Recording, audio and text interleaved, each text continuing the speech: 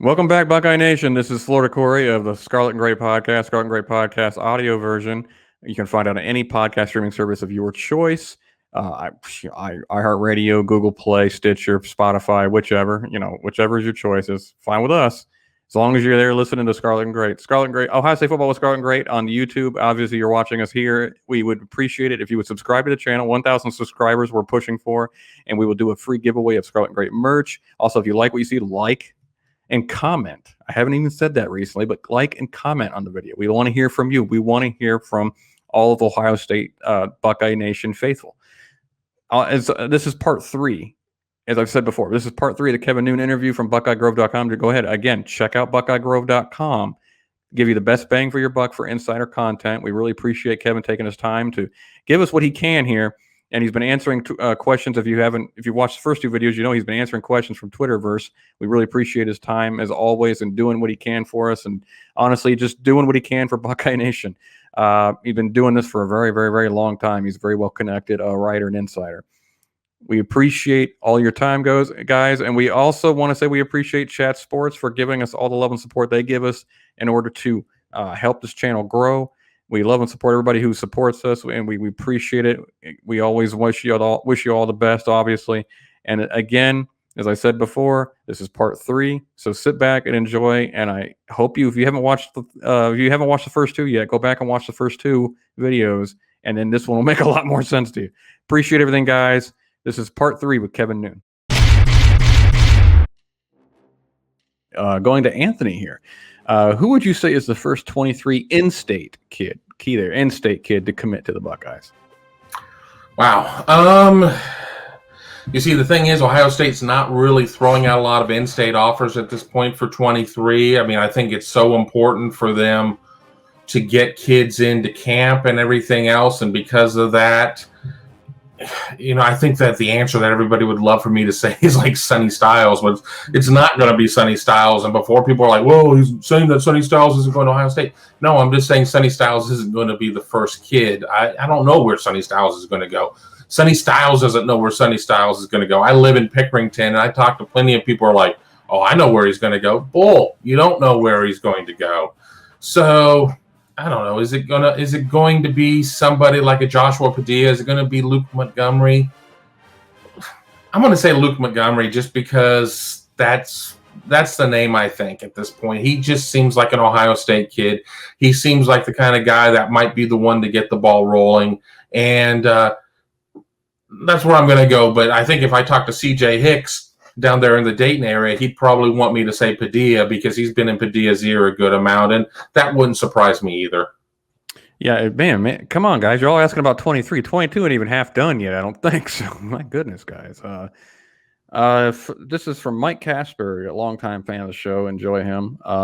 Do you see any up-and-coming talent you may categorize as the Bosas or young on defensive line or back 7 type players? I mean, obviously, let's go ahead and exclude Jack Sawyer from that, who would be the obvious answer. But that's the correct answer. I mean, that is true. You can't say is 2 and what is 2 and 2? Please remove 4 from the answers. I mean, but that's the answer. I mean, what the hell am I supposed to do here?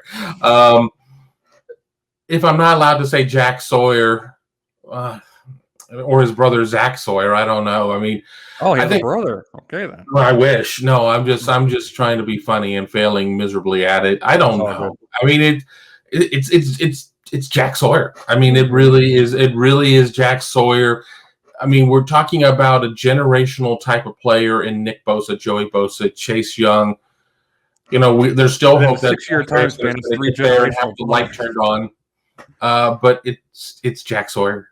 Does that guy exist still out there nationally in 22 who's not part of the class? There's some pretty talented ends out there that, Ohio State could get in on. I think that everybody might want me to be talking about the kid from Washington State, if they're able to get, as we call him, JTT. He certainly is a very talented, disruptive type of player. But Jack Sawyer showed during the spring game, granted it was thud-style football. It was kind of halo tackling. Okay, you're within my halo, you're tackled. But 3 sacks probably could have been credited with 5 sacks based on the way they were calling the game. It's Jack.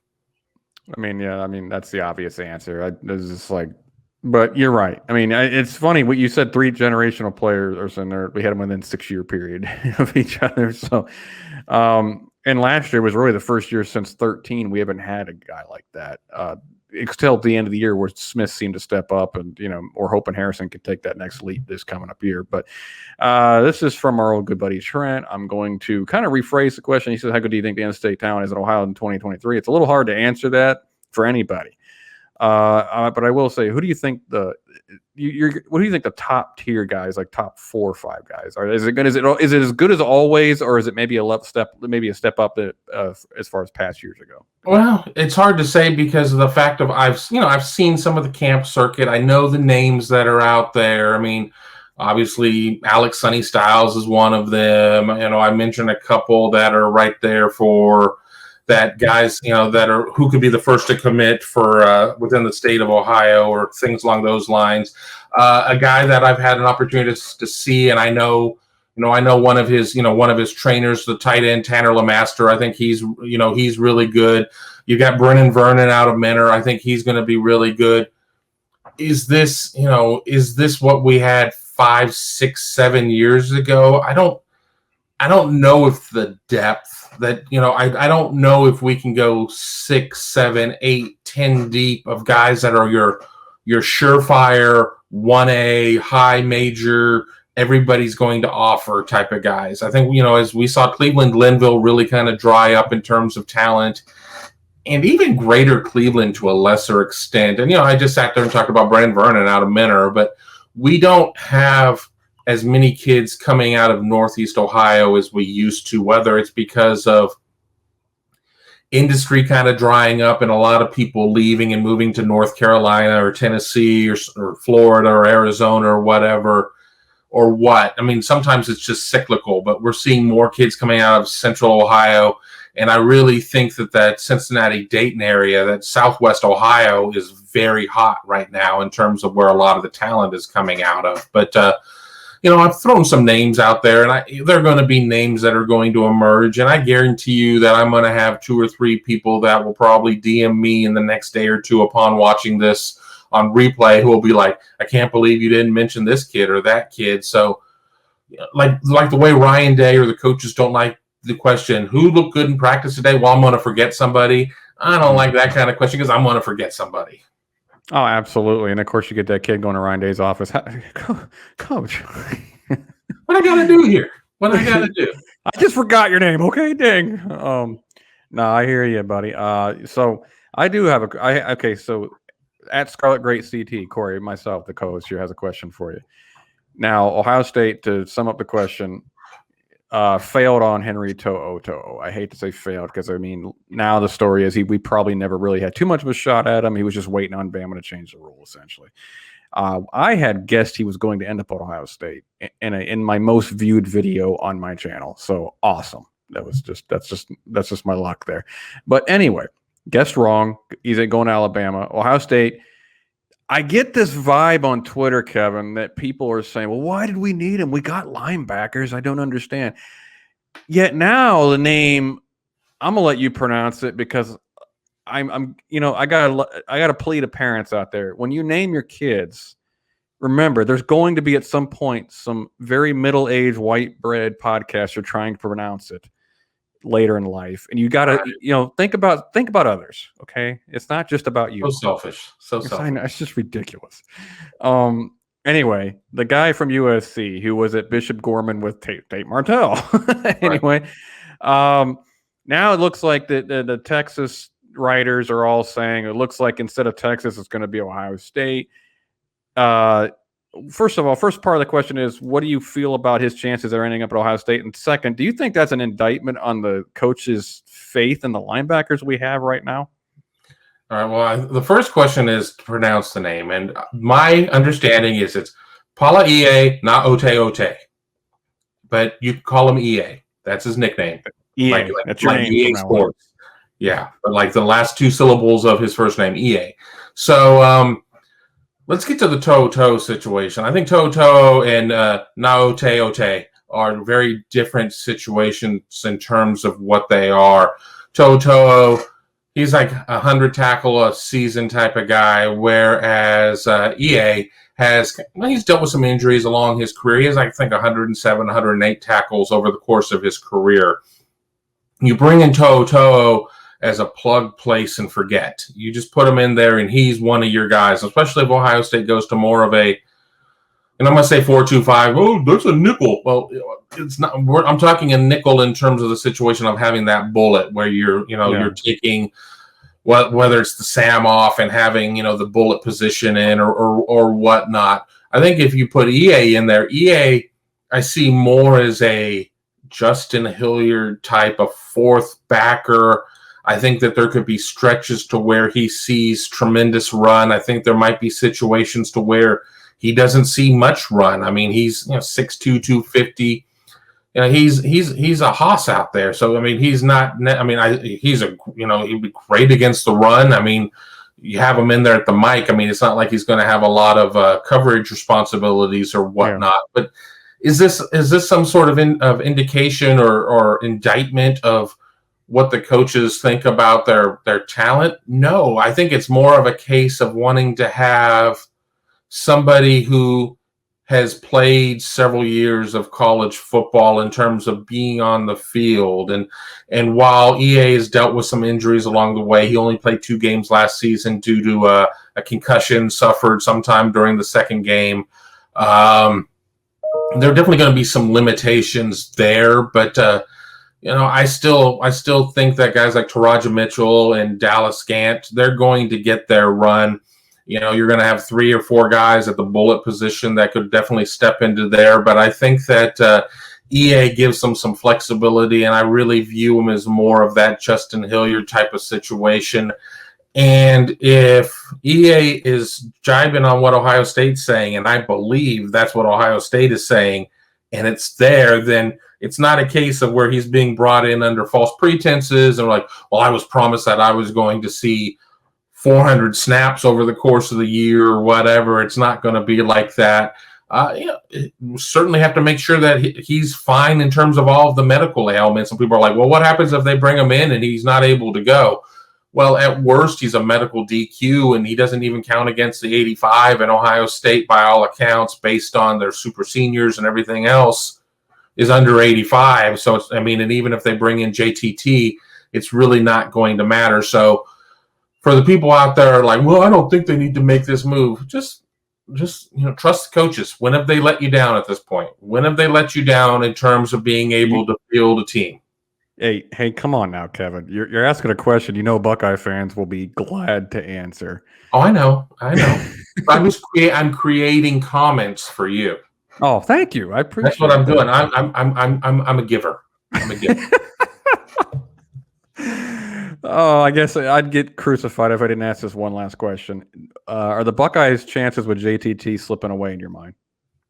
No, it's kind of the same as it ever was. I mean, kid doesn't do interviews. Everybody's looking at a date on a calendar and being like, oh my God, the window is passed. We're done. Game over, dude. I mean, there's certainly been reports that, with Oregon and I believe Washington have offered him in both football and basketball.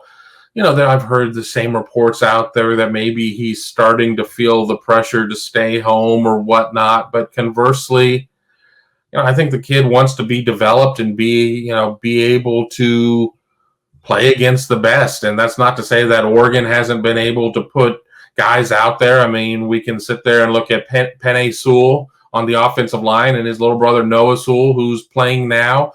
Certainly, great opportunities. We've seen Washington turn out some great defensive backs. That's not to say that you're not going to be discovered by the NFL because you play in the Pac-12, but nobody watches the Pac-12. I mean, I can't tell you the last time I've watched a Pac-12 game. Do you get the Pac-12 network? I don't get the Pac-12 network. If I'm up at midnight on a football Saturday going into Sunday, I'm probably about 3.5 sheets into the wind at that point, and I'm not really caring about what the hell it is I'm watching. So, all joking aside, I still think that Ohio State and Alabama are going to be – it's going to come down to that age-old battle, but I still kind of like Ohio State in this one. But full disclosure, I liked Ohio State and Henry To'o until it was too late. There you go, Kevin predicting JTT to Alabama, essentially. All right, that's it. I'm out of here. Oh, Kevin, man, it's been great having you, buddy. Thank you for taking all these questions. I know it's been a little bit of a put you in a spotlight here. Oh, I do have one more. What's your favorite meat to smoke, by the way? You see, we could do a whole show about this because I've really gotten into that because I needed what I say are more constructive hobbies, which, don't involve drinking or gambling or anything like that. But the problem is that they'd be like, well, if you're sitting there smoking all these meats, you could go keto. Well, I don't go keto. I mean, obviously. So you got to have the sides. Yes, exactly. I probably enjoy doing a brisket the most, but I probably do ribs the most because Can't go wrong. that is, that's kind of autopilot for me. I know how to do them. I know how to do them right. I've been told I know how to do them well. With a brisket, even though I do my briskets hot and fast, and now I'm kind of getting more technical for those who are those amateur pit masters or even a couple of professional ones that I know out there. I like to go a little bit more hot and fast on my briskets, but it's more of a time investment even with that, and it's certainly more of a financial investment when you go out to Costco and you buy a whole packer and you're dropping $65 on it, and then you don't want to sit there and get too wild because you've just dropped $60 or $65 on 18 pounds of meat that you're going to cut down to 14 and put in the box and hope for the best. There you go, guys. What Kevin is telling you, if you subscribe to Buckeye Grove, he will cook you some ribs and send them to you. That's what I heard. Anyway. Well, we'll see. We'll see. Maybe I'll pick a winner or something like that. Just messing with y'all out there. Kevin, man, tell them where they can reach you and tell them a little bit about your site, man. Why should we all subscribe to Buckeye Grove? Because I said so. No, sorry. I've got some anger issues. I think that ultimately at Buckeye Grove, we've assembled a great team of insiders. We have a great community. We get serious when we need to, but we allow ourselves to have a little bit of fun. And, we bring a lot of great information, but ultimately I see it as just a giant family there. It's always been kind of a family atmosphere over in the Horseshoe Lounge, which is our premium message board. And you can go to ohiostate.rivals.com or Buckeye Grove and sign up now. And you can also reach me on social media on Twitter at Kevin_Noon. And I don't really, we do have an Instagram account, but I don't know how to operate it. I have one of the kids doing that, and no Snapchat, no Pinterest or any of that good stuff. But, give us a try. We got a lot of great stuff coming up here. June is going to be a huge recruiting month, officials and unofficials and camps and all that good stuff. And before you know it, we'll be to Big Ten Media Days, and then Ohio State, knock on wood, we'll get a chance to play a full season. Oh, please let us play a full season. From your lips to God's ears on that one, man. Kevin, man, we really appreciate you coming on. We're going to include, obviously, all the links in the descriptions. This is good. This can basically be a 3-parter video, and we'll also include your Twitter handle. You've seen it on the screen there, guys.